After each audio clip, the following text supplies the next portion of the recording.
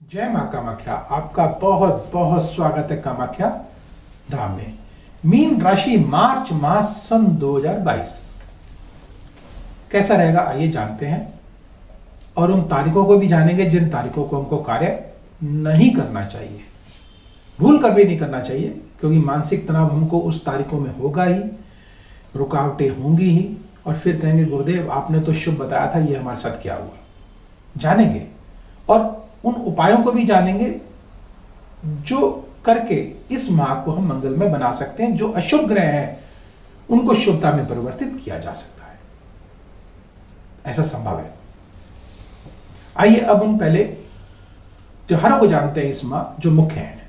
1 तारीख को महाशिवरात्रि है, 2 को अमावस्या है, 10 तारीख को होलाष्टक प्रारंभ होने जा रहे हैं, और 14 तारीख को अमल की एकादशी है, 17 को होलिका दहन है, और 18 तारीख को होली का पर्व है, 25 तारीख को शीतला माता जी का व्रत है, और 28 तारीख को पाप मोचनी एकादशी है। और अब बात करते हैं ग्रह गोचर की। मीन राशि में बृहस्पति और सूर्य देव की अगर बात करें तो वह द्वादश भाव में विराजित है। बुध, शुक्र और शनि मंगल जैसे ग्रह यह एकादश भाव में विराजित है।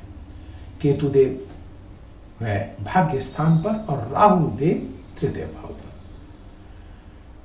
अब हम बात करते हैं, सर्वप्रथम लग्नेश बृहस्पति हैं, तो बृहस्पति देव जो है ज्ञान के कारक हैं, विवेक के कारक हैं, बुद्धि के कारक हैं, सुखों के कारक हैं, और धन के कारक हैं। वह द्वादश भाव पर, और द्वादश भाव पे और दशम भाव के भी स्वामी होकर के द्वादश भाव पर विराजित है।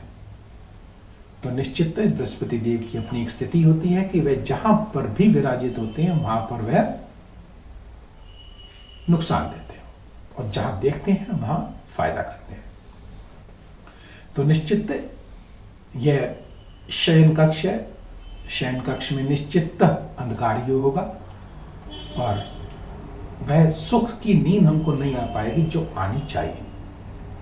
दुस्वप्न हमको दिखाई देंगे, और अगर हम इनके सुखों की बात करें तो इनकी दृष्टि कहां कहां पड़ेगी। इनकी पंचम दृष्टि पड़ेगी चतुर्थ भाव पर। चतुर्थ भाव जो कि मन का भाव है, जनता का भाव है, और जब जनता के भाव की बात आती है तो बात आती है चुनाव की। जो जातक चुनाव में खड़े हैं उनके लिए बहुत ही उत्तम यह स्थिति बन गई है। जनता का भाव और जनता के भाव में निश्चित एक विराट रूप लेके आना, क्योंकि बृहस्पति देव विराट है, बड़े हैं, और गुरुदेव हैं, तो निश्चित मान सम्मान प्रतिष्ठा में लाभ पहुंचना। मीन राशि वाले जातकों के लिए, और विशेषतः जो चुनाव में खड़े हैं उनके लिए बहुत उत्तम स्थिति है। लेकिन ध्यान रखिएगा कि सूर्य देव यहां पर बैठे हुए हैं, तो 14 तारीख के बाद ही आपकी मान सम्मान प्रतिष्ठा में आपको लाभ होगा। उससे पहले आपको नुकसान अवश्य हो सकता है, क्योंकि सूर्यदेव जब द्वादश भाव में बैठते हैं तो कहीं ना कहीं अपमानित अवश्य करते हैं। तो थोड़ा सा सावधान आप रहिए, बुद्धि के साथ, विवेक के साथ थोड़ा सा कूल होकर कार्य को करें, आपको लाभ अवश्य होगा। बात चुनाव की ही नहीं है, हम किसी भी क्षेत्र से जुड़े हैं, अगर व्यापारिक क्षेत्र से जुड़े तो वहां पर भी, विद्या के क्षेत्र से जुड़े तो वहां पर भी, अगर ज्ञान अर्जित करने के क्षेत्र से जुड़े तो वहां पर भी, बुद्धि की आवश्यकता और धन की आवश्यकता तो सबको है, और एक व्यक्तिगत एक वर्ग के लिए नहीं है, सर्वांगीण वर्गों के लिए एक सा ही है। और यहां से हम बात करते हैं सप्तम दृष्टि की। सप्तम दृष्टि जो है वह छठे भाव पर, जो कि रोग का भाव है। निश्चित रोगों में वह न्यूनता आएगी। अगर कोई ऋण लिया हुआ है तो वह भी चुका दिया जाएगा, शत्रु है तो वह भी परास्त हो जाएंगे बुद्धिमता के साथ। और अगर नवम दृष्टि से अगर हम यहां से देखते हैं तो अष्टम भाव जो कि पीड़ा का भाव है, अर्थात पीड़ा कम होगी, रहस्य वह और बढ़ेंगे, अर्थात कोई अगर आपकी गुप्त मंत्रणा चल रही है तो वह उजागर नहीं होगी। बहुत ही अच्छे स्थिति में इस समय बृहस्पति देव हैं। मार्च माह में निश्चित आपको सर्वांगीण विकास की ओर लेके जा रहे हैं।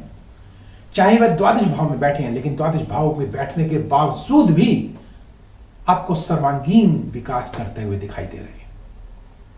अब हम बात करते हैं सूर्यदेव की, जैसे मैंने बताया ही है कि 14 तारीख के बाद यह लग्न में विराजित होंगे और षष्ठेश होकर के आएंगे। अर्थात कोई शत्रु आपके समक्ष, शक्तिशाली शत्रु आपके समक्ष आके खड़ा हो सकता है, लेकिन आपका बिगाड़ कुछ नहीं पाएगा। लेकिन फिर भी एक छोटे से उपाय से हम निश्चित इस अशुभ ग्रहों को शुभता में परिवर्तित कर सकते हैं। जानेंगे उस उपाय को भी। केतुदेव की बात करें तो केतुदेव हमारे भाग्य स्थान पर विराजित है। जो जातक विदेश जाना चाहते हैं उनके लिए बहुत ही उत्तम यह माह होने जा रहा है। कोई अगर कागजों में कहीं दिक्कत आ रही है तो निश्चित ध्यान रखिएगा कि 6 तारीख से लेकर के 23 तारीख के बीच में यह कार्य आपका नहीं बनेगा। हाँ, उससे पहले और उसके बाद बनेगा। कारण उसका, क्योंकि बुध देव 6 तारीख से 23 तारीख तक यह द्वादश भाव में रहेंगे, जो कि कागजात अर्थात आपके बुद्धि के स्वामी हैं। निश्चित वहां पे गलती हमसे हो भी सकती है और कोशिश करेगा कि इन समय जो मैंने बताया 6 से 23 के बीच में ये कार्य ना करें, नुकसान हो सकता है आपको। लेकिन अगर आप अपनी मूल कुंडलियों में भी एक बार अवश्य देखिएगा, अगर वहां पे अगर शुभता की स्थिति है तो निश्चित आपको लाभ अवश्य दिखाई देगा। अब हम बात करते हैं मंगल देव की। मंगल देव जो कि द्वितीयेश और भाग्येश के स्वामी होकर एकादशेश में, और मंगल सेनापति है, हिम्मत देता है, साहस देता है, ताकत देता है हमको।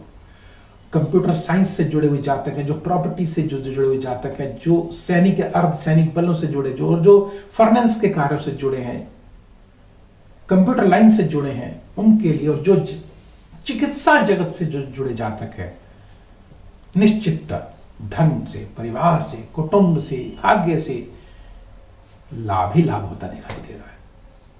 और विशेषतः किसी स्त्री के माध्यम से आपको लाभ होने जा रहा है, क्योंकि शुक्रदेव वहां बैठे हुए हैं। और शुक्रदेव क्योंकि तृतीयेश है तो पराक्रम के द्वारा आपको लाभ आपको दिखाई दे रहा है, अवश्य मिलेगा। और अगर आप सौंदर्य संबंधित कोई कार्य कर रहे हैं, फिल्मी जगत से जुड़े हैं, तो निश्चित आपको यहां पर भाग्य में उन्नति या फलित होता दिखाई दे रहे हैं शुक्रदेव। अब हम लोग बात करते हैं शनिदेव की। शनिदेव यहां पर एकादश भाव में बैठे हुए हैं। कहते हैं जब शनिदेव एकादश भाव में आते हैं तो सब तरफ से आपको लाभ देते, भाग्य में वृद्धि कर देते, कर्म शुभ कर देते हैं। न्याय के देवता है ये। अगर आपका कार्य मशीनी युग से जुड़ा हुआ है, या लोहे से संबंधित है, तेल से संबंधित कार्य है, या कोई कार्य लेबर कॉन्ट्रैक्टर है, इस तरह से कोई कार्य कर रहे हैं, पेट्रोल पंप लगाए हुए हैं, अर्थात भाग्य के देवता है। भाग्य में वृद्धि करेंगे, आय में वृद्धि करेंगे और सर्वांगीण विकास की ओर आपको लेके जा रहे हैं। यहां से तृतीय दृष्टि से यह लग्न को देख रहे हैं तो निश्चित हमारे अंदर दृढ़ निश्चय पैदा करेंगे। सप्तम दृष्टि से यह पंचम भाव को देख रहे हैं तो संतान की तरफ से हमको कोई शुभ समाचार हमको सुनने को मिल सकता है। अर्थात बच्चे अगर किसी प्रतियोगिता में अगर आगे बढ़ रहे हैं तो उनको सफलता अवश्य मिलती हुई दिखाई दे रही है। और यहां से दशम दृष्टि से यह देख रहे हैं अष्टम भाव को।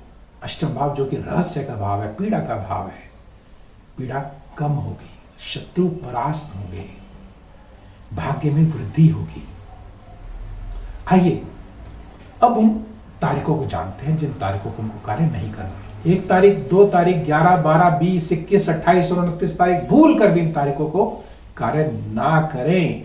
अगर करना भी पड़े तो एक छोटा सा उपाय जिसको करके निश्चित इस माह को आप मंगलमय बना सकते हैं। वह क्या है? एक आप 3 मुखी रुद्राक्ष लेंगे,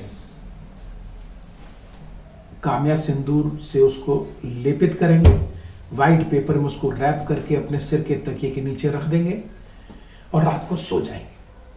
प्रातःकाल उठ करके एक मंत्र है, शौम ओम ओम ऊठा, उस मंत्र का जाप करते हुए अपने सिर के ऊपर से 3 बार घुमाएंगे और अपनी मनोकामना रख लेंगे। और अपना जो फेस है वह ध्यान रखिएगा पश्चिम दिशा की तरफ रखिएगा। माँ कामाख्या का ये अचूक उपाय, अचूक मंत्र है और शिवलिंग पर अर्पण करके आइएगा। आपकी मनोकामना अवश्य पूर्ण होगी और यह माँ आपके लिए मंगलमय चमत्कारिक अवश्य बन जाएगा। अगर आपको ये वीडियो पसंद आया हो, लाइक करें, सब्सक्राइब करें और बेल बटन को अवश्य दबाएं, जिससे अगला वीडियो आपके पास सबसे पहले पहुंचे और आप माँ कामाख्या के अचूक उपायों को जान सकें, कर सकें और अपने जीवन को भाग्यवर्धक बना सकें। मुझे दीजिए आज्ञा। जय माँ कामाख्या।